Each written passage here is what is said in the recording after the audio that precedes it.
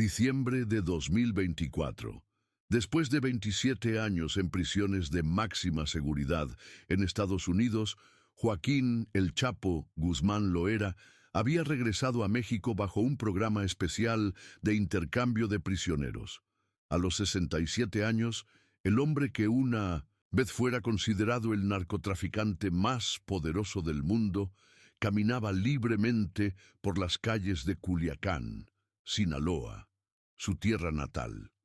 Los medios internacionales habían seguido cada movimiento de su liberación. CNN, BBC, Univisión, todos habían cubierto la noticia que impactó al mundo: el Chapo Guzmán libre después de décadas. Las redes sociales ardían con teorías, memes y debates sobre qué haría el excapo al salir de prisión. Pero la realidad era muy diferente a lo que el mundo esperaba. Vestido con ropa sencilla, jeans desgastados, camisa de algodón blanca y un sombrero de paja que ocultaba parcialmente su rostro ya marcado por la edad.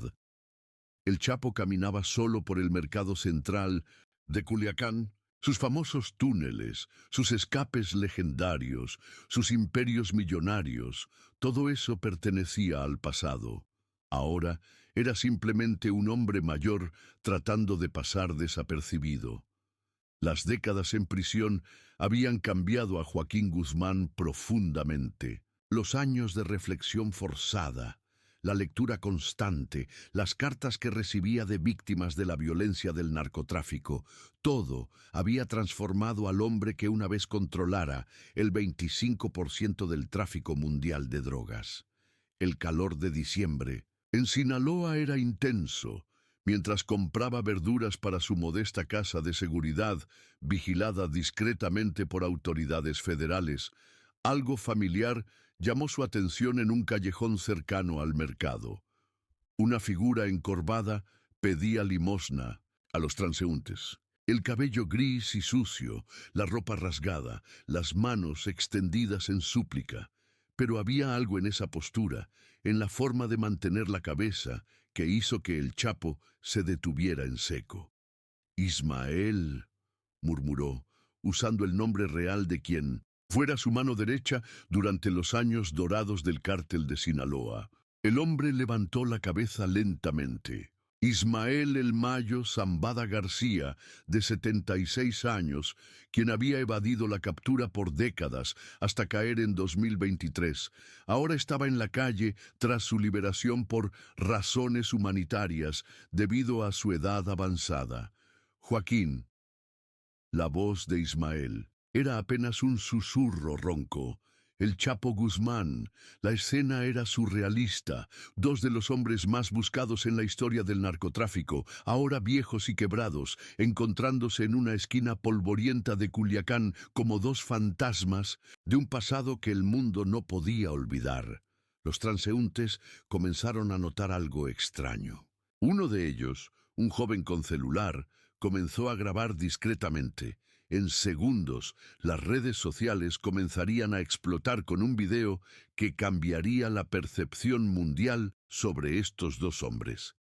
«¿Qué te pasó, compadre?», preguntó el Chapo, acercándose lentamente, notando el estado deplorable de quien una vez fuera su socio más poderoso.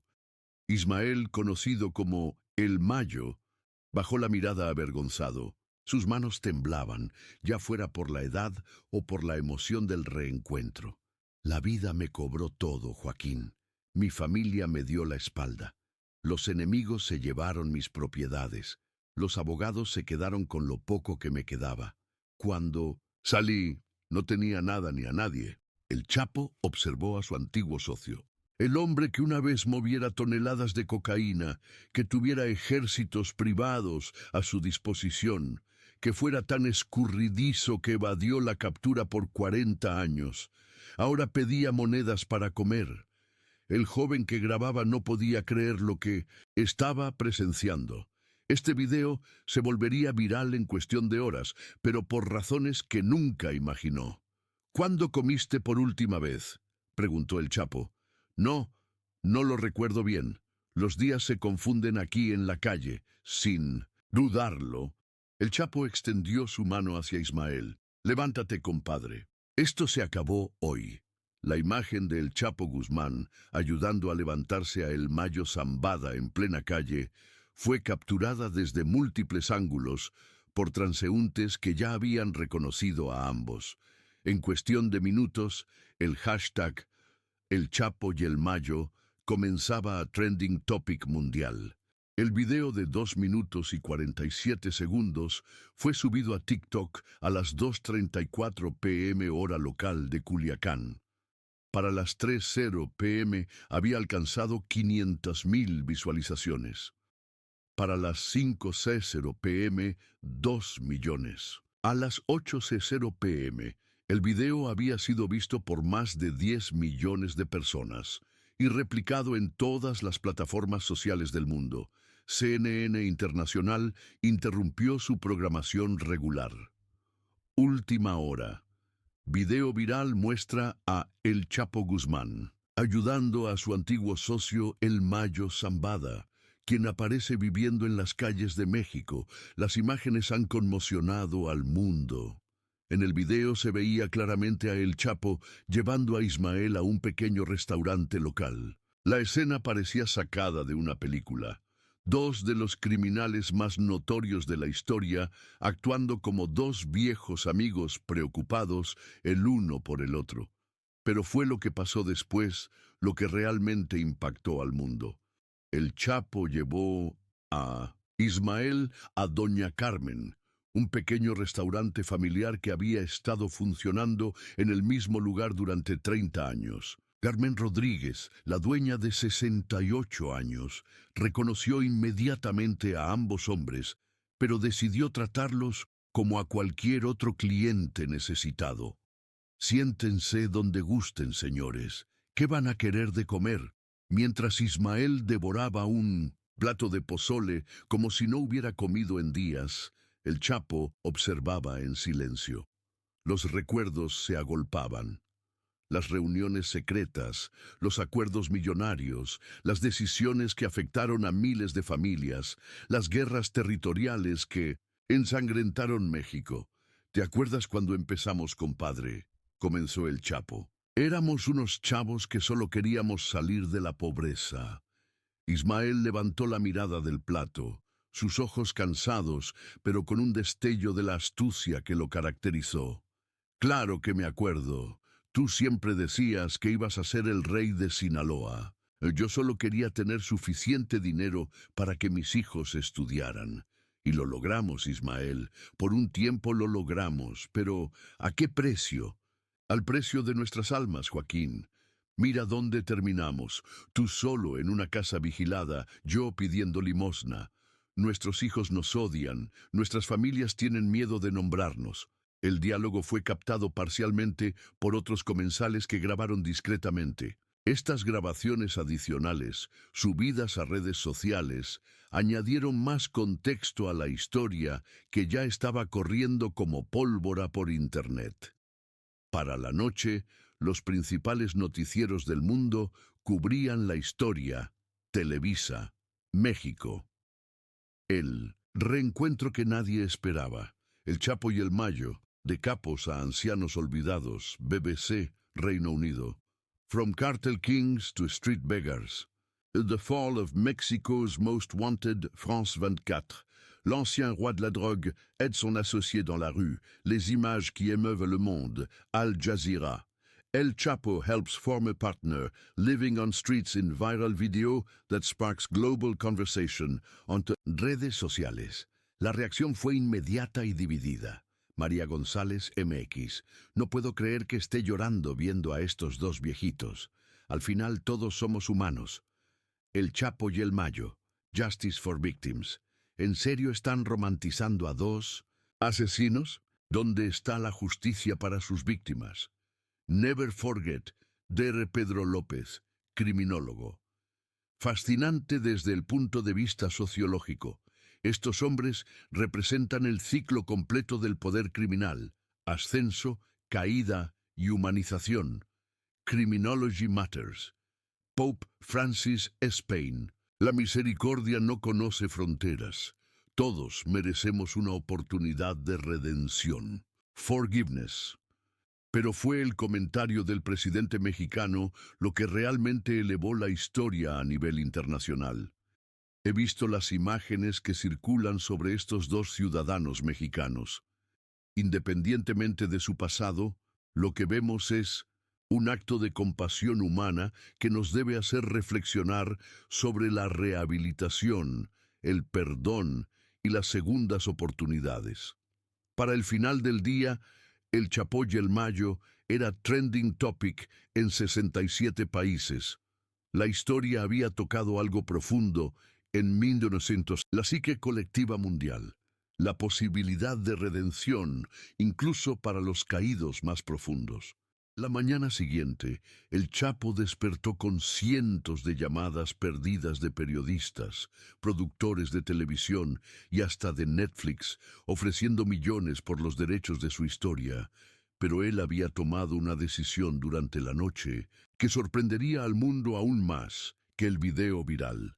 Ismael había pasado la noche en la pequeña casa de seguridad de El Chapo, durmiendo en el sofá por primera vez en meses sin temor a ser robado o atacado. Al despertar, encontró a su viejo socio preparando café y leyendo las noticias en su teléfono. «Somos famosos otra vez, compadre», dijo el Chapo, mostrándole los titulares mundiales. Pero esta vez, por razones diferentes. «¿Y qué vamos a hacer?», preguntó Ismael, aún procesando la magnitud de la situación. «Vamos a demostrarle al mundo que la gente puede cambiar, que hasta los más caídos pueden levantarse y hacer algo bueno». La decisión del Chapo fue radical. Usar la atención mundial para crear una fundación de rehabilitación para ex-narcotraficantes y sus familias. Pero no una fundación desde la comodidad de una oficina, sino trabajando directamente en las calles, con las manos en la masa. Esa misma tarde, el Chapo convocó a una conferencia de prensa improvisada en el mercado donde había encontrado a Ismael. Más de 200 periodistas de todo el mundo se congregaron en Culiacán. Era la primera vez que el Chapo hablaba públicamente desde su extradición. Con Ismael a su lado, visiblemente nervioso pero determinado, el Chapo se dirigió al mundo. «Mi nombre es Joaquín Guzmán Loera. Sí, soy quien conocen como el Chapo. Durante décadas, mis decisiones causaron dolor, muerte y destrucción. No vengo aquí a pedir perdón, porque sé que hay cosas imperdonables. Vengo a decirles que voy a dedicar el resto de mi vida a reparar, aunque sea una pequeña parte del daño que causé». La multitud estaba en silencio absoluto. Las cámaras capturaban cada gesto, cada palabra. Mi compadre Ismael y yo vamos a trabajar en las calles, con nuestras propias manos, ayudando a familias destruidas por la violencia del narcotráfico. No desde una oficina, no con dinero sucio del pasado, sino día a día, casa por casa, vida por vida. Un periodista de CNN gritó desde la multitud: «Esto es una estrategia de relaciones públicas, señor Guzmán». El Chapo lo miró directamente a los ojos. «Si fuera una estrategia, estaría en una oficina con aire acondicionado, no aquí sudando bajo el sol. Los hechos hablarán por sí solos». Ismael, con voz temblorosa pero firme, añadió: «Estuve 3 días pidiendo limosna en estas calles. Vi niños que venden drogas porque no tienen otra opción. Vi madres llorando por hijos muertos en guerras que nosotros alimentamos. Si podemos salvar, aunque sea a una familia, ya habremos hecho algo bueno en nuestras vidas». La reacción mundial fue inmediata y polarizada. The New York Times: «El Chapo's Redemption, Genuine Change or Elaborate Performance». The Guardian: «From drug lords to street workers, Mexico's most notorious criminals seek redemption». El País: «El Chapo y el Mayo, redención real o teatro mediático». Pero fueron las reacciones en las calles de México las que realmente importaban. En los barrios más golpeados por la violencia del narcotráfico, la gente tenía opiniones divididas pero esperanzadas.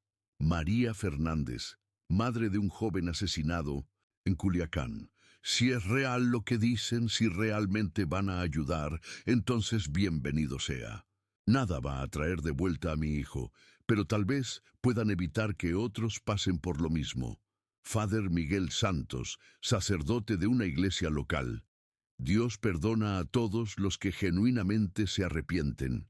Si estos hombres han encontrado el camino de la redención, la iglesia los apoyará. Pero la prueba real vendría en los días siguientes, cuando las cámaras se fueran y solo quedaran los hechos. Una semana después de la conferencia de prensa, cuando la atención mediática había disminuido, el Chapo e Ismael se presentaron en el barrio más pobre de Culiacán con overoles de trabajo y herramientas básicas.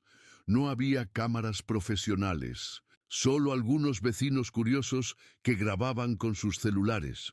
Su primera misión era reparar la casa de la familia Morales, una vivienda de 2 cuartos donde vivían 8 personas, con el techo dañado por las lluvias y sin agua potable.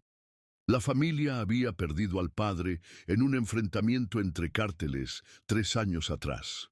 Carmen Morales, de 45 años, no podía creer que 2 de los hombres más notorios del país estuvieran en su patio trasero arreglando su techo.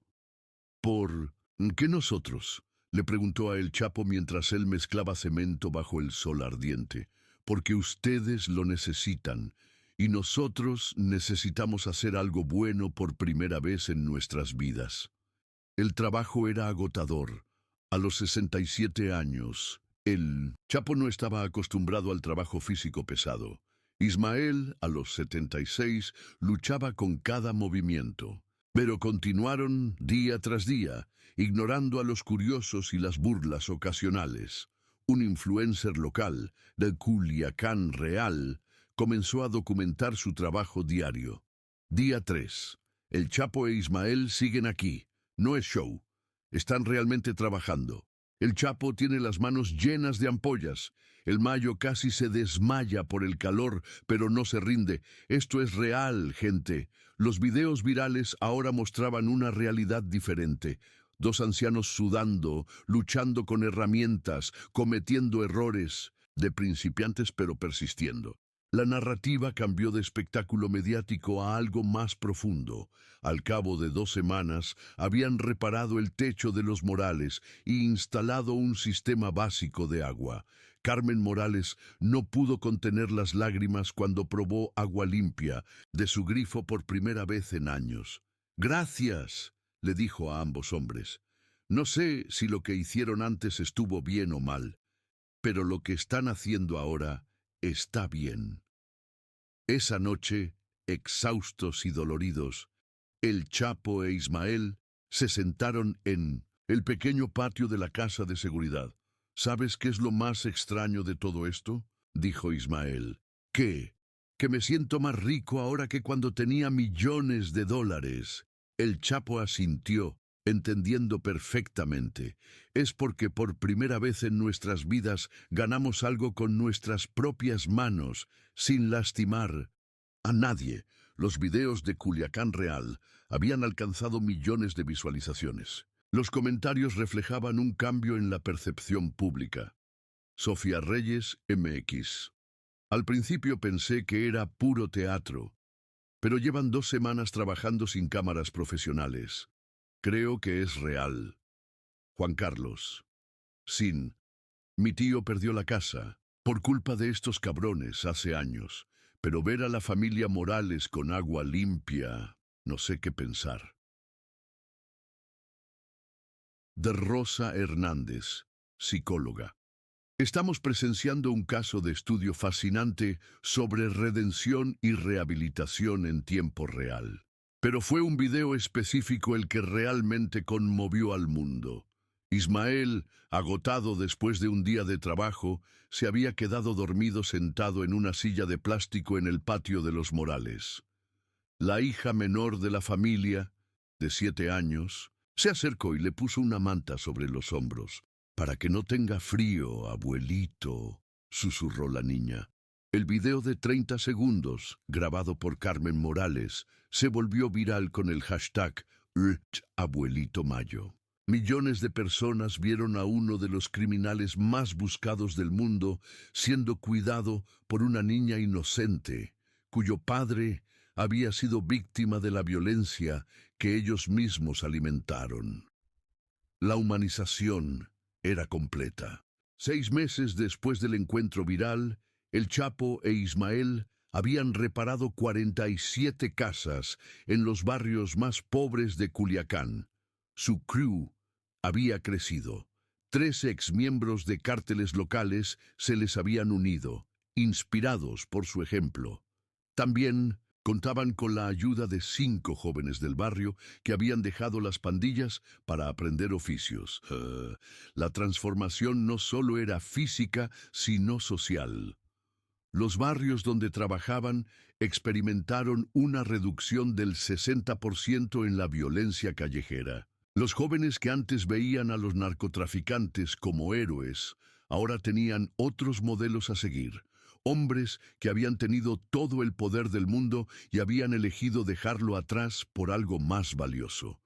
Netflix había ofrecido $50 millones por los derechos de la historia. El Chapo rechazó la oferta y propuso una alternativa, un documental sin fines de lucro, donde todas las ganancias irían a un fondo para víctimas de la violencia del narcotráfico. No necesitamos más dinero, declaró en una entrevista con Ninos 80 Minutes. Necesitamos más paz. El documental, titulado Redemption Street, El Chapo and el Mayo's Last Stand, se estrenó simultáneamente en 150 países. Se convirtió en el documental más visto en la historia de la plataforma, generando $75 millones que fueron directamente a familias afectadas por la violencia del narcotráfico. Pero el momento que realmente conmovió al mundo llegó. En una tarde de julio, María Fernández, la madre que había perdido a su hijo en un enfrentamiento, se acercó a El Chapo mientras él trabajaba en una casa cerca de donde había muerto su hijo. Joaquín, le dijo, usando su nombre real por primera vez. Quiero que sepas algo. El Chapo dejó de trabajar y se volvió hacia ella. Mi hijo murió en una guerra que ustedes alimentaron. Durante años los odié, pero viendo lo que están haciendo, viendo cómo han cambiado estas calles, quiero decirte que te perdono. El Chapo, el hombre que había enfrentado cárceles de máxima seguridad sin quebrantarse, se echó a llorar como un niño. Ismael, que estaba cerca, también comenzó a llorar. Los trabajadores del barrio, los jóvenes que los ayudaban, todos se conmovieron hasta las lágrimas. El video de ese momento, grabado espontáneamente por un vecino, alcanzó 1.000 millones de visualizaciones en 48 horas. Se convirtió en el video más visto en la historia de las redes sociales, superando incluso a los videos musicales más populares. Los comentarios reflejaban un mundo conmovido. Pope Francis: el perdón es el acto más poderoso del ser humano. Hemos presenciado un milagro de redención. Oprah Winfrey: sometimes the most broken people become the most beautiful. This is redemption in its purest form. Dalai Lama: compassion has no boundaries. These men have found their path to healing. The world they once harmed. Incluso expresidentes y líderes mundiales comentaron. Barack Obama: real change happens one person at a time, one community at a time. These men are showing that it's never too late to choose a different path. Un año después del encuentro viral, la ONU invitó a El Chapo e Ismael a hablar en una sesión especial sobre rehabilitación criminal y justicia restaurativa. Fue la primera vez que excriminales de su calibre se dirigían a la Asamblea General. Honorables delegados, comenzó el Chapo. Estoy aquí no para glorificar mi pasado, sino para demostrar que el futuro puede ser diferente. Si 2 viejos como Nosotros pueden cambiar, entonces hay esperanza para todos. Su discurso de 20 minutos recibió una ovación de pie que duró 5 minutos. El secretario general de la ONU declaró: hemos presenciado uno de los ejemplos más poderosos de transformación humana en la historia moderna. 3 años después del encuentro viral, El Chapo e Ismael habían inspirado un movimiento global. En 23 países se crearon programas de Redemption Work basados en su modelo, excriminales trabajando directamente en las comunidades para reparar el daño que habían causado. En Colombia, exparamilitares construían escuelas. En Italia, exmafiosos ayudaban a familias de víctimas. En Japón, ex-yakuza trabajaban en centros de rehabilitación. El modelo se había vuelto universal. El legado de dos de los criminales más notorios de la historia se había convertido en algo que nadie podría haber imaginado. Un símbolo mundial de que la redención es posible, de que nunca es demasiado tarde para cambiar y de que los actos de bondad pueden transformar tanto al que los da como al que los recibe. En una entrevista final, 5 años después del encuentro, un periodista le preguntó a El Chapo si alguna vez se arrepentía de haber dejado atrás el poder y el dinero. Mire, respondió, señalando hacia una escuela que habían construido. Yo una vez moví montañas para esconder túneles. Ahora muevo montañas para construir futuros. ¿Cuál cree usted que es más poderoso? La historia del Chapo e Ismael había demostrado al mundo que la transformación humana es posible, que el perdón puede sanar heridas que parecían incurables y que a veces los más caídos pueden convertirse en los más grandes ejemplos de esperanza. Su encuentro fortuito en una esquina de Culiacán se había convertido en el punto de partida de un movimiento que cambió la forma en que el mundo ve la justicia, la rehabilitación y la redención.